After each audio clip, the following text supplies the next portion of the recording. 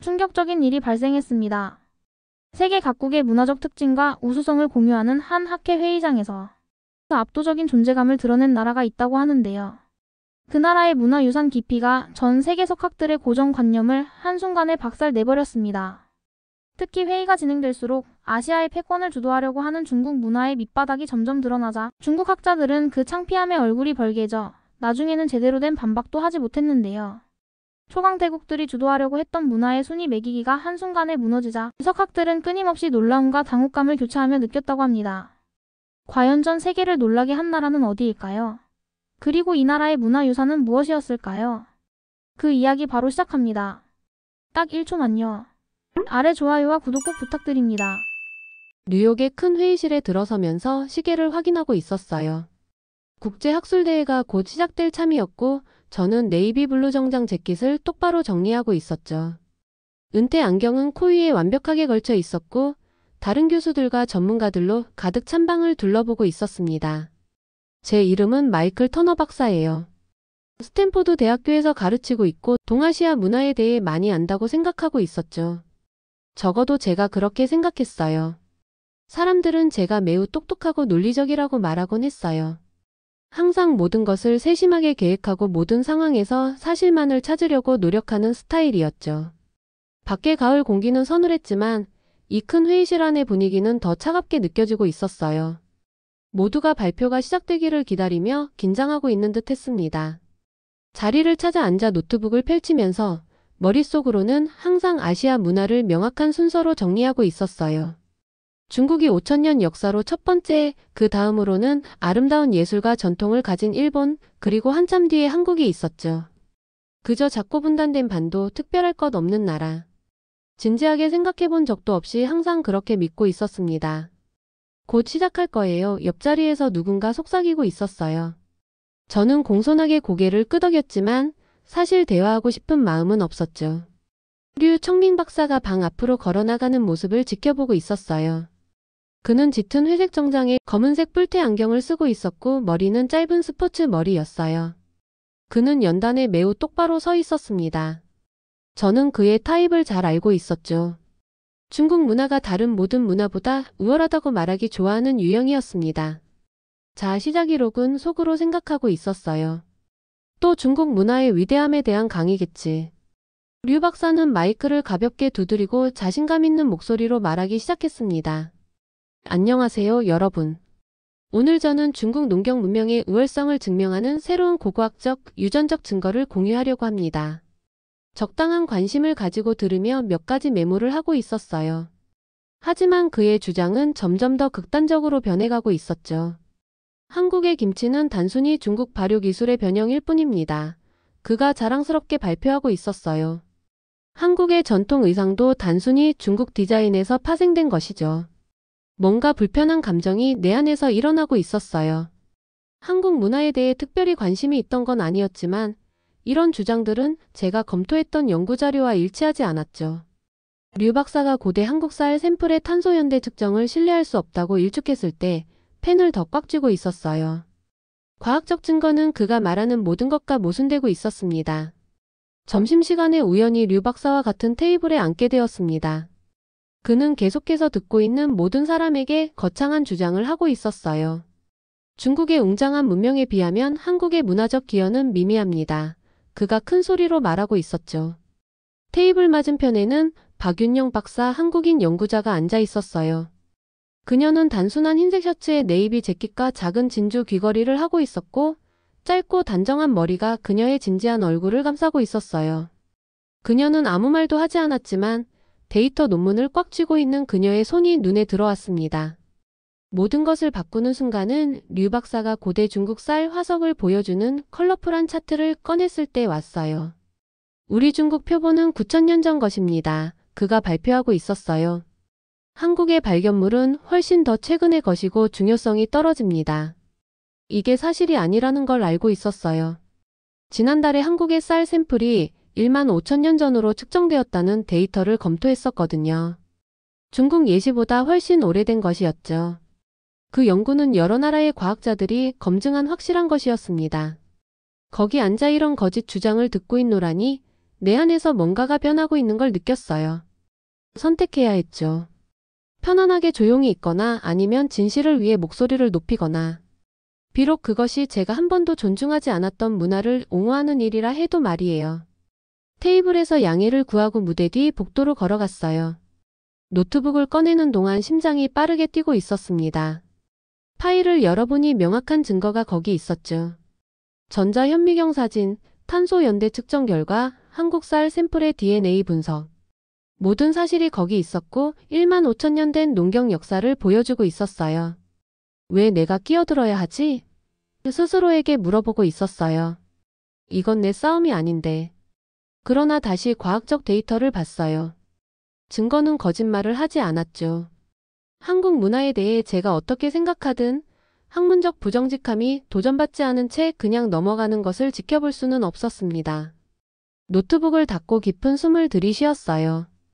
오후 발표가 곧 있을 예정이었죠. 경력 생활에서 처음으로 계획한 적 없는 논쟁에 발을 들여놓으려는 참이었어요. 항상 무시해왔던 문화에 대한 역사적 진실을 옹호하기 위해서요. 회의실로 다시 걸어가면서 긴장되면서도 이상하게 결연한 느낌이 들고 있었어요. 때로는 가장 중요한 여정이 우리가 전혀 예상치 못한 순간에 시작되기도 하는 법이죠. 진실을 위해 일어서는 단순한 선택으로부터 말이에요. 그날 저는 콘퍼런스 무대 뒤 조용한 복도에 서 있었어요.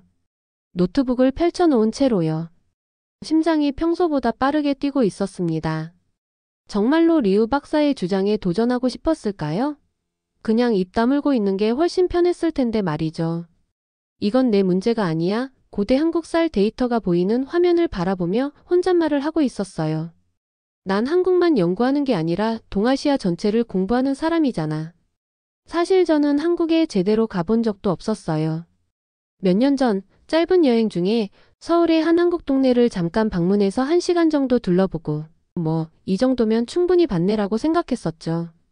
정말 잘못된 생각이었습니다. 손가락이 키보드 위에서 망설이고 있었어요. 리우 박사에게 반박하면 문제가 생길 수도 있었거든요. 사람들이 화낼 수도 있고 콘퍼런스 주최 측도 충돌을 좋아하지 않을 테니까요.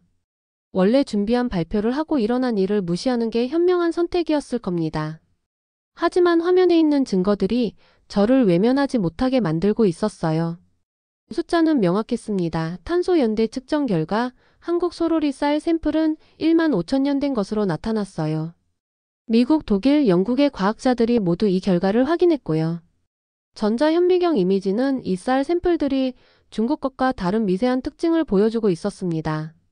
진실이 바로 여기 있었고 제가 알고 있던 모든 것에 도전하고 있었어요. 잠시 눈을 감으며 다른 일을 떠올리고 있었습니다. 몇 달 전 서로 다른 나라들이 문화재를 어떻게 전시하는지 연구하고 있었거든요. 비교를 위해 한국국립박물관 웹사이트를 방문했었죠. 그들의 유물 전시 방식은 달랐어요. 너무 많은 것들로 관람객을 압도하기보다는 더 적은 수의 유물로 깊은 경험을 제공하는 데 초점이 맞춰져 있었거든요. 당시엔 누구에게도 인정하지 않았지만 그 접근법이 참 영리하고 신선하다고 생각했었어요. 왜 그때 그걸 인정할 수 없었을까요? 눈을 뜨고 다시 과학적 데이터를 바라보고 있었습니다. 사실은 거짓말을 하지 않아요. 제 개인적인 감정이나 리우 박사의 국가적 자존심 따위는 신경 쓰지 않죠. 증거는 한국 농업의 역사가 중국 관행을 복제한 것이 아니라 독자적인 길을 걸어왔음을 보여주고 있었어요. 시계를 보니 오후 세션이 거의 시작될 시간이었습니다. 지금 결정해야 했어요. 노트북을 닫고 넥타이를 바로 잡았습니다. 주 회의장으로 걸어가면서 이상한 평온함이 저를 감싸고 있었어요. 무슨 일이 벌어지든 사실이 저를 인도할 것입니다. 제가 무대에 올라서자 큰 방이 조용해졌어요. 수백 명의 학자들이 호기심 어린 눈으로 저를 바라보고 있었습니다. 리우 박사는 앞줄에 앉아 자신감 있는 미소를 짓고 있었어요. 아마도 제가 그의 주장을 지지하거나 적어도 도전하지 않을 거라고 생각했겠죠. 노트북을 연결하자 프로젝터가 윙윙거리기 시작했습니다. 원래 발표 슬라이드가 화면에 나타났지만 빠르게 다른 폴더로 전환했어요. 안녕하세요. 심장이 빠르게 뛰고 있었지만 목소리는 흔들림 없이 시작했습니다. 오늘은 한국의 소로리 쌀 발견에 관한 중요한 연구를 공유하고 싶습니다. 클릭하여 첫 번째 이미지를 보여줬어요. 강력한 확대경 아래에서 촬영한 고대 쌀 알갱이의 클로즈업 사진이었죠. 탄소 연대 측정에 따르면 이 표본들은 약 1만 5천 년 전의 것입니다. 화면의 연대표를 가리키며 계속 설명하고 있었어요. 이는 중국 양쯔강 지역에서 발견된 비슷한 발견보다 6천 년이나 더 오래된 것이죠. 방은 매우 조용해졌어요. 리우 박사의 미소가 사라지고 턱이 긴장으로 굳어가는 것이 보였습니다.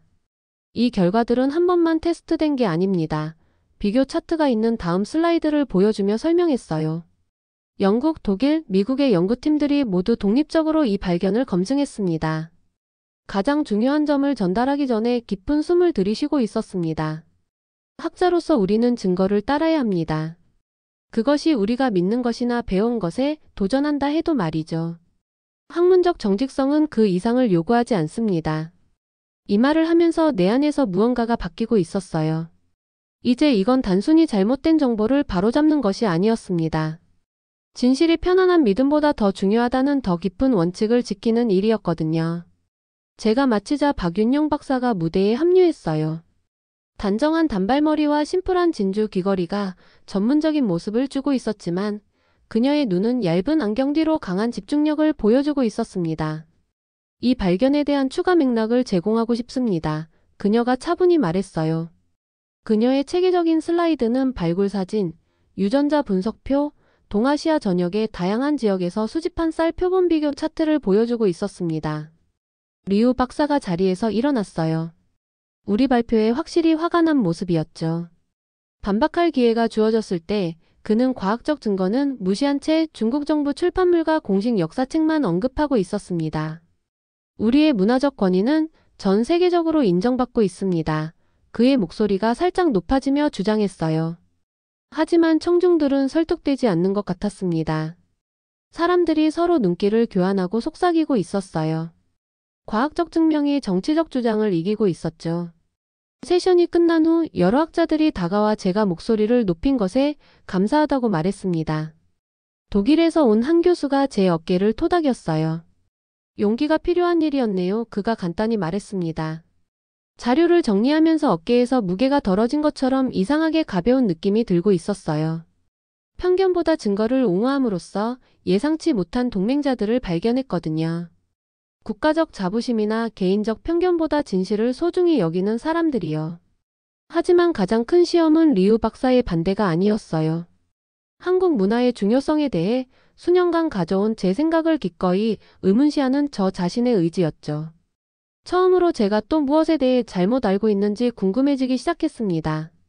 그날 저녁 호텔방에서 저는 스스로도 놀라운 결정을 내렸어요.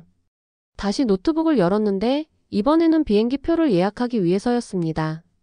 직접 눈으로 한국을 볼 필요가 있었거든요. 15시간의 긴 비행 끝에 비행기가 드디어 착륙했어요. 인천공항에 내리면서 피곤했지만 설레는 마음이 가득했죠. 오랫동안 앉아 있어서 다리는 뻣뻣했지만 머릿속은 호기심으로 완전히 깨어 있었답니다. 공항 건물로 들어서는데 바로 놀라움이 밀려오고 있었어요.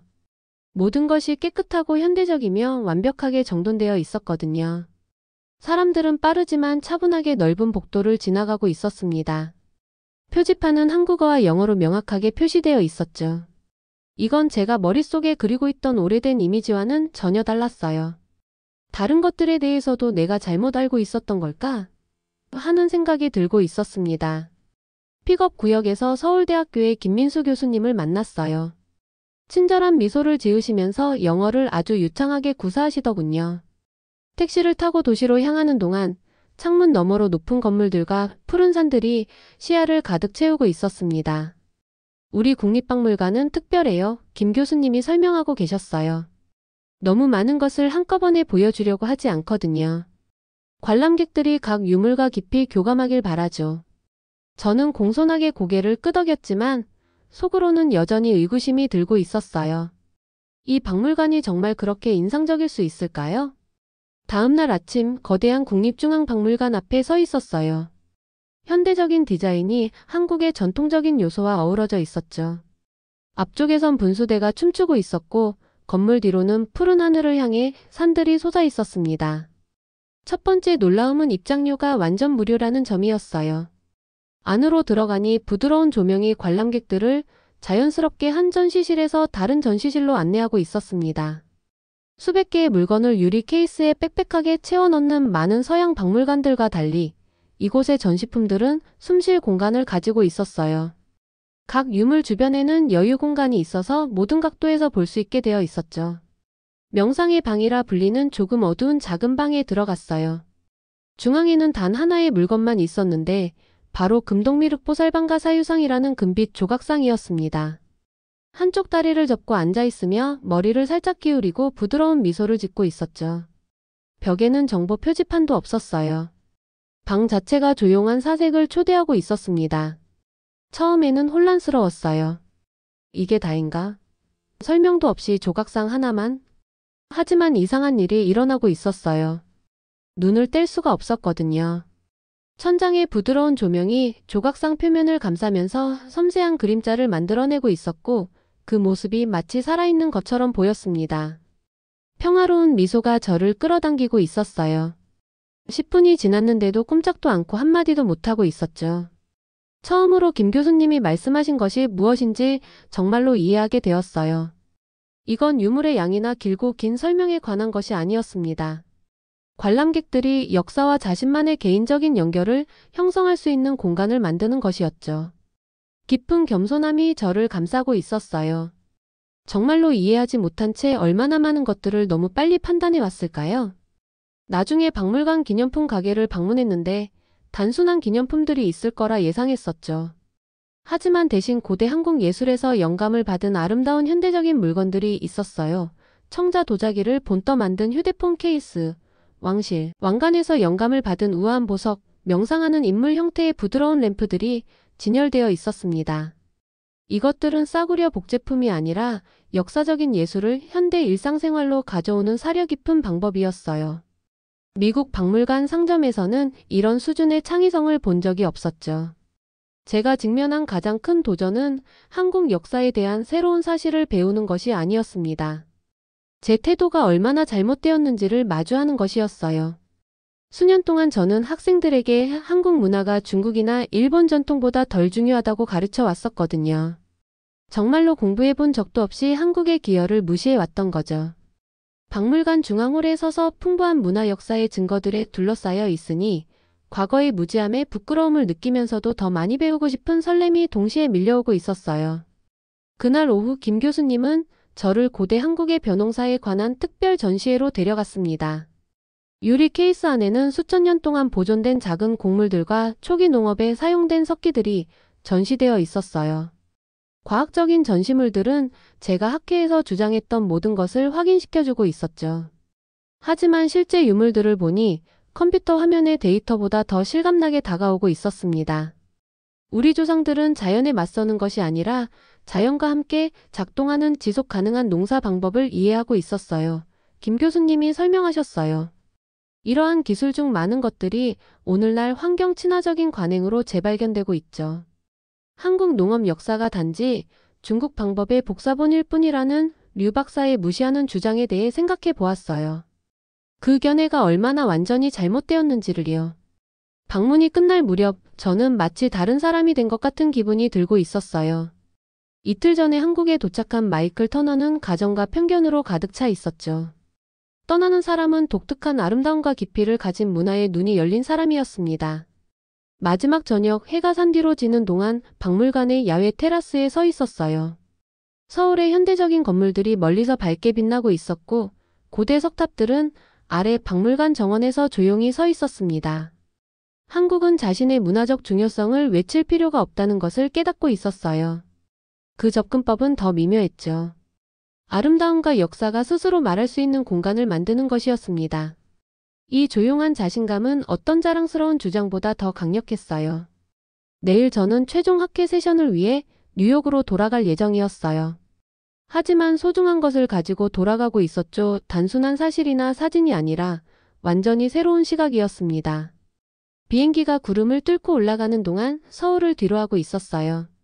카메라에는 사진들이 가득했고 가방에는 아름다운 박물관 기념품들이 들어 있었지만 제가 가져가는 가장 중요한 것들은 보이지도 만져지지도 않는 것들이었죠. 제 마음이 달라져 있었어요.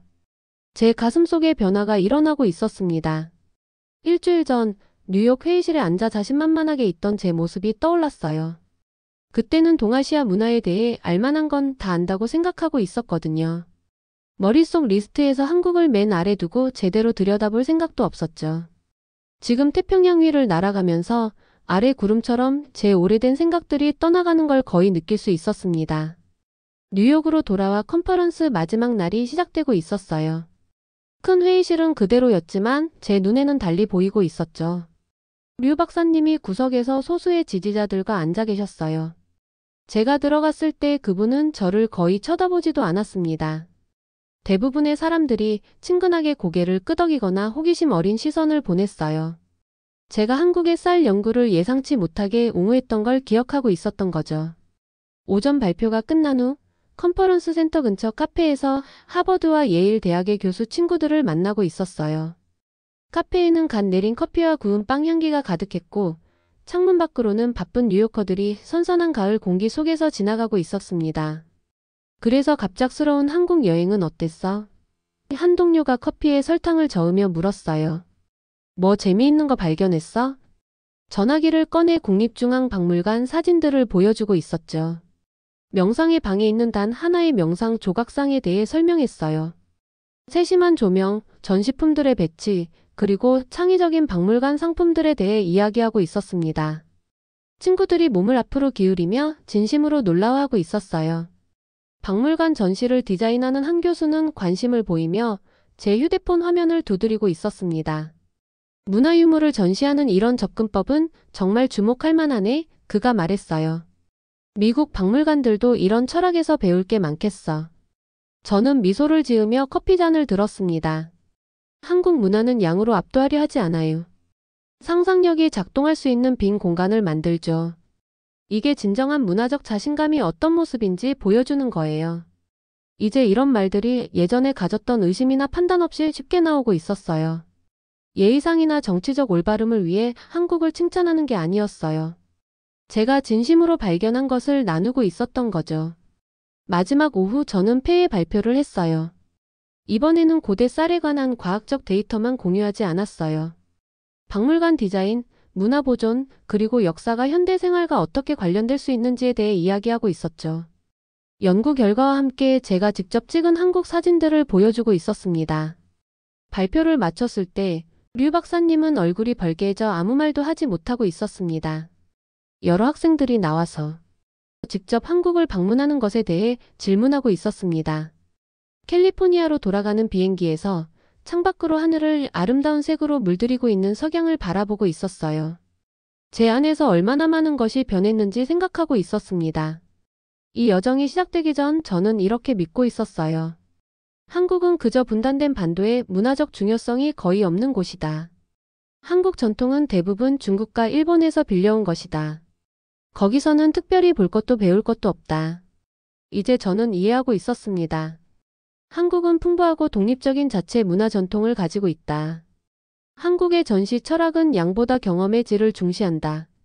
진정한 문화적 강점은 자랑하거나 다른 사람을 지배할 필요가 없다. 가장 중요한 것은 제 자신의 전문성이 제가 인식하지도 못했던 편견으로 제한되어 있었다는 걸 배웠다는 점이었어요. 수천 명의 학생들을 가르치는 교수로서 이건 정말 겸손해지는 깨달음이었습니다. 다음 주 스탠포드 대학으로 돌아와서 햇살 가득한 캠퍼스를 새로운 에너지로 걷고 있었어요. 이미 더 많은 한국 역사와 문화를 포함하도록 강의 계획서를 변경했고 한국 전시회를 개최하는 것에 대해 대학 박물관에 연락을 취하고 있었습니다. 돌아온 후 첫 수업에서 한 학생이 동아시아 문화적 영향에 대해 물었어요. 모든 문화는 자신만의 독특한 기여를 가지고 있어요. 제가 그들에게 말했죠. 진정한 학자는 각 문화에 열린 마음으로 접근하며 판단하기보다 배울 준비가 되어 있어야 합니다. 학생들이 고개를 끄덕이며 메모를 하고 있었어요. 그들은 이 간단한 말이 제가 배운 가장 중요한 교훈을 나타낸다는 것을 알지 못했습니다.